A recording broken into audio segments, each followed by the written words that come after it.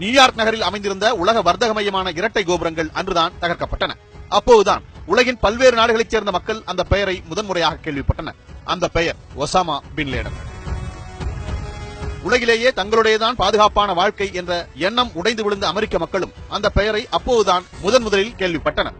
ஆனால் அமெரிக்க அரசுக்கும் உளவுத்துறைக்கும் அந்த பெயர் மிகவும் பரிச்சயமானதாகவே இருந்தது. இன்னும் சொல்ல போனால் சொல்லவும் முடியாமல் மெல்லவும் முடியாமல் வளர்த்த கிடா மார்பில் பாய்ந்தது போன்ற உணர்வில் உள்ளுக்குள் அழுது கொண்டிருந்தன அமெரிக்க உளவுத்துறைகளான FBI-யும் CIA-வும். தங்களுக்கு எதிராக அமெரிக்காவால் கொம்பு சீவப்பட்டு அமெரிக்காவிற்கு எதிராகவே பாய்ந்ததைக் கண்டு உள்ளூர மகிழ்ந்து கொண்டிருந்தது முன்னாள் சோவியத் யூனியனின் தலைமை பீடமான ரஷ்யா. யார் அந்த ஒசாமா பின் லேடன்? 1957 ஆண்டு மார்ச் 10 சவுதி அரேபியாவின் ஜெட்டா நகரில் முகமது பின் லேடனின் மகனாக பிறந்தவர் ஒசாமா. அவரது முழு பெயர் ஒசாமா பின் முகமது பின் அவாத் பின் லேடன். ஒசாமா பிறந்தபோது அவரது தந்தை முகமது பின் லேடன் சவுதி அரேபியாவின் மிகப்பெரிய கட்டடத் தொழில் அதிபதியாக இருந்தார். ஒசாமாவின் தாய் ஹமீதா சிரியாவைச் சேர்ந்தவர். ஒசாமா அவரது தந்தையின் 10வது மனைவிக்கு பிறந்தவர்.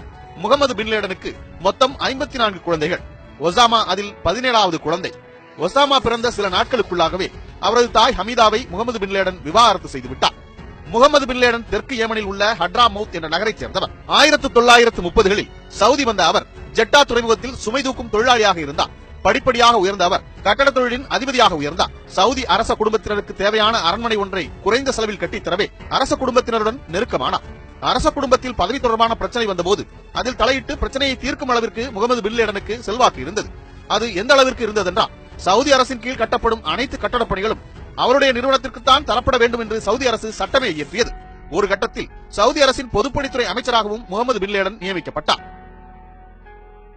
என்னதான் செல்வாக்கும் செல்வமும் குவிந்த போதும் பழைய நிலையை மறக்காதவர் முகமது பின் லேடன்.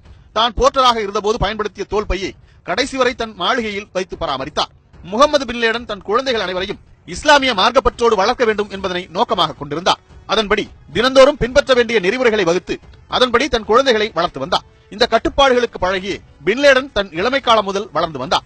தன் குழந்தைகள் தங்களை நிரூபித்து வளர வேண்டும் என்பதில் அவருக்கு இருந்த நாட்டம் சில வேளைகளை தாங்களே எடுத்துச் செய்ய அவர்களை வற்புறுத்த வைத்தது. இது அவர்களின் தன்னம்பிக்கையை அதிகப்படுத்தியது. ஒசாமா பின் லேடன் தன்னுடைய பள்ளி படிப்பையும் கல்லூரி படிப்பையும் ஜெட்டா நகரிலேயே முடித்தார். மன்னர் அப்துல் அஜீஸ் பல்கலைக்கழகத்தில் பொது நிர்வாகத்தில் பட்டம் பெற்றார். பின் லேடனுக்கு சிறு வயதிலேயே மத குருமார்களோடு நெருக்கமான உறவு இருந்தது. அவரது தந்தை ஹஜ் புனித யாத்திரைக்கு வரும் நூற்றுக்கணக்கான பயணிகளுக்கு தங்க இடம் கொடுத்து வசதிகள் செய்து தரும் வழக்கத்தை கொண்டிருந்தார். அந்த பயணிகளில் பல்வேறு நாடுகளைச் சேர்ந்த இஸ்லாமிய இயக்க தலைவர்களும் மத அறிஞர்களும் இருந்தனர். அவர்களில் பலரோடும் பின் லேடனுக்கு நல்ல பரிச்சயமும் பழக்கமும் இருந்தது. இந்த அறிமுகங்கள் பிற்காலத்தில் ஆப்கனில் அவருக்கு உதவிகரமாக அமைந்தன. பின் லேடன் படிக்கும் போது மிகவும் அமைதியான அணுகுமுறை கொண்டவராகவே இருந்திருக்கிறார். அவர் தன்னுடைய உயர்நிலைப் பள்ளி காலத்திலும் பட்டப்படிப்பு படிக்கும் போதும் அப்போதைய சவுதியில் பெரும்பான்மையான இஸ்லாமிய மாணவர்கள் பங்கெடுத்துக் கொண்ட இஸ்லாம் சகோதரத்துவ இயக்கத்தில் தொடர்பில் இருந்திருக்கிறார். 1980 ஆண்டு மக்கா பெரிய மசூதியில் இஸ்லாம் சகோதரத்துவ இயக்கம் புகுந்து கலகம் விளைவித்த போது அது குறித்து தனது அதிருப்தியை பின் லேடன் வெளியிட்டிருக்கிறார். தன்னுடைய 17ஆம் வயதில் சிறிய நாட்டைச் சேர்ந்த பெண்ணை பின் லேடன் திருமணம் செய்தார். பின் லேடன் திருமண வாழ்க்கையில் அவரது தந்தையை போன்றவர். அவரது தந்தையை போன்றே பின் லேடன் திருமணம் செய்த பெண்களின் எண்ணிக்கையும் அதிகம்தான். அவருக்கு மொத்தம் 6 மனைவிகள் இருந்ததாக கூறப்படுகிறது. அவருடைய மனைவிகள் மூலம் அவருக்கு 20 முதல் 25 குழந்தைகள் இருந்திருக்கலாம் என்கின்றன அந்த தகவல்கள். உலகின் பார்வைக்கு அதிகம் தென்படாமல் இருந்த பின் லேடன் குடும்பம் குறித்த தகவல்கள் எதுவும் முழுமையாக இல்லை. அடிப்படையில் ஏழ்மையான பின்புலத்திலும் ஒடுக்கப்பட்ட சூழலிலும் வளருவோருக்கு அரசின் மீதான கோபம் இயல்பாகவே இருக்கும். அவர்களை மூளைச்சலவை செய்யும் போது எளிதாக தீவிரவாதிகளாக மாற்றிவிடலாம் என்கின்றனர் மனநல வல்லுநர்கள். ஆனால் பின் லேடன் இந்த வரையறைகளுக்கு எல்லாம் அப்பாற்பட்டவர். அவர் பிறந்த போதே அவருடைய தந்தை மிகப்பெரிய கோடீஸ்வரர். சவுதி அரசாங்கம் நிதி நெருக்கடியில் தத்தளித்த போது சவுதி அரசு ஊழியர்களுக்கு 6 மாதங்கள் சம்பளம் கொடுக்கும் அளவிற்கு அவரிடம் செல்வம் கொட்டி கிடந்தது. அரச குடும்பத்தோடு மிக நெருக்கமான உறவுடையது பின் லேடனின் குடும்பம். அவருடைய தந்தை அரசாங்க பதவி வகித்தவரும் கூட. பிறந்தது முதல் செல்வம் கொழிக்கும் சூழலில் வளர்ந்தவர் பின் லேடன். ஆனால் அவர் பின்னாளில் தலைகீழாக மாற காரணம் மதத்தின் மீது அவர் கொண்டிருந்த தீவிர பற்று. அந்த பற்றுதான் தனது வசதி வாய்ப்புகள் எல்லாவற்றையும் உதறி தள்ளிவிட்டு பிற்கால பின் லேடனை உருவாக்கியது. வசதியான குடும்ப பின்னணியிலிருந்து வந்த நீங்கள் போர் முனையில் போராடுவோராக எப்படி மாறினீர்கள் என அமெரிக்க பத்திரிகையாளர் ஜான் மில்லர் கேட்ட கேள்விக்கு பின் லேடன் அளித்த பதில் அதனை உறுதிப்படுத்தியது.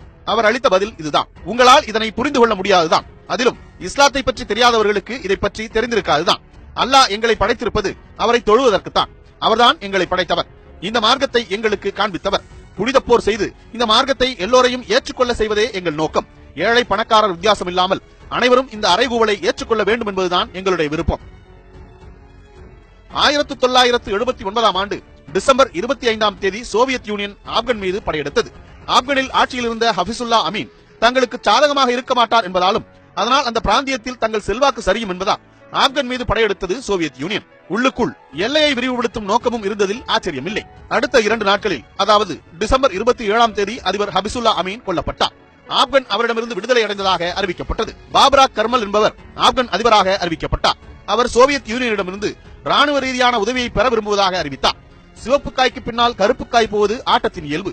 அதேபோல் ஓரிடத்தில் சோவியத் யூனியன் தலையிட்ட பிறகு அனிச்சையாக அமெரிக்கா அங்கு தலையிடும் என்பது சர்வதேச அரசியல் நியதி. சோவியத் ஆதரவு அரசுக்கு எதிரான போராட்ட குழுக்களுக்கு அமெரிக்கா மறைமுகமாக உதவ தொடங்கியது. அதற்கு அப்போதைய பாகிஸ்தானி சர்வாதிகாரியாக இருந்த ஜியா உல் ஹக்கை பயன்படுத்தியது அமெரிக்கா. ஜியா உல் ஹக்கிற்கு ஒரு கனவு உண்டு.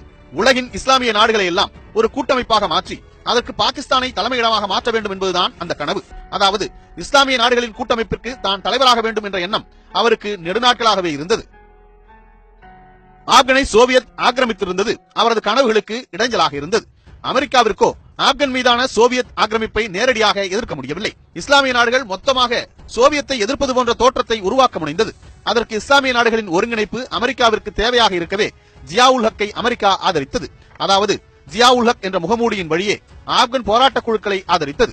எனினும் சவுதியின் நோக்கம் வேறாக இருந்தது. தங்கள் நாட்டில் உருவாகியிருந்த தீவிரவாதிகளின் சக்தி வேறு எங்காவது செலவழிந்தால் அவர்கள் தங்கள் நாட்டை விட்டு வெளியேறி விடுவார்கள் என்ற கணக்கில் சவுதியும் இதனை ஆதரித்தது. ஆப்கனில் நடந்த போரில் ஆப்கன் நாட்டைச் சேர்ந்த மக்கள் மட்டும் கலந்து கொள்ளவில்லை. 1982 1992 வரையிலான காலகட்டத்தில் 43 இஸ்லாமிய நாடுகளைச் சேர்ந்த 35,000க்கும் மேற்பட்ட இளைஞர்களுக்கு அமெரிக்கா, பாகிஸ்தான், சவுதி அரேபிய நாடுகளைச் சேர்ந்த உளவுத்துறைகள் பயிற்சி அளித்தன. ஆனால் தாங்கள் பற்ற வைத்த நெருப்பே பின்னாளில் தங்களை சுடப்போகிறது என அந்த 3 நாடுகளுக்கும் அப்போது தெரிந்திருக்கவில்லை. அப்படித்தான் ஒசாமா பின் லேடனும் ஆப்கன் போய் சேர்ந்தார். 1982 வரை ஆப்கனுக்கு அவ்வப்போது சென்று போராட்ட குழுவிற்கு தேவையான பணத்தையும் உதவி பொருட்களையும் கொடுத்துவிட்டு வந்து கொண்டிருந்த பின் லேடன் 1982ஆம் ஆண்டு போராட்டத்தில் முழுமையாக ஈடுபட ஆப்கனுக்கு பயணமானார். அப்போது தன்னுடைய கட்டடம் கட்டும் தொழிலுக்கு பயன்படும் பல உபகரணங்களை கொண்டு சென்று போராட்டக்காரர்கள் பயன்பாட்டிற்கென வழங்கினார். அந்த காலகட்டத்தில் ஆப்கனுக்கு வரும் போராளிகளின் எண்ணிக்கை குறைவாகவே இருந்தது. அதனை அதிகப்படுத்தவும் தன்னுடைய இருப்பை வலுப்படுத்தவும் 1984ஆம் ஆண்டு பெஷாவரில் ஒரு விருந்தினர் மாளிகையை கட்டினார். பிற நாடுகளில் இருந்து வருபவர்கள் அங்கு தங்க வைக்கப்பட்டனர். அவர்கள் அங்கிருந்து பயிற்சிக்கோ அல்லது சண்டையிடவோ அனுப்பி வைக்கப்பட்டனர். ஒசாமா அவ்வப்போது நேரடி சண்டைகளில் கலந்து கொள்ள ஆரம்பித்தார். ஒசாமாவின் விருந்தினர் மாளிகை பலரையும் ஜிஹாத்தின் பக்கம் கவர்ந்து இழுத்தது. ஆயுத தளமாகவும் காயமடைந்தவர்களுக்கான மருத்துவ தளமாகவும் பயன்படுத்தப்பட்ட கோஸ்ட் சுரங்கப்பாதையை 1986இல் ஒசாமா கட்டினார். பாகிஸ்தான் எல்லையை ஒட்டி மலைப்பாங்கான இடத்தில் அமைக்கப்பட்ட அந்த சுரங்கப்பாதையை கட்ட உதவி செய்தது சாட்சாத் அமெரிக்கா தான்.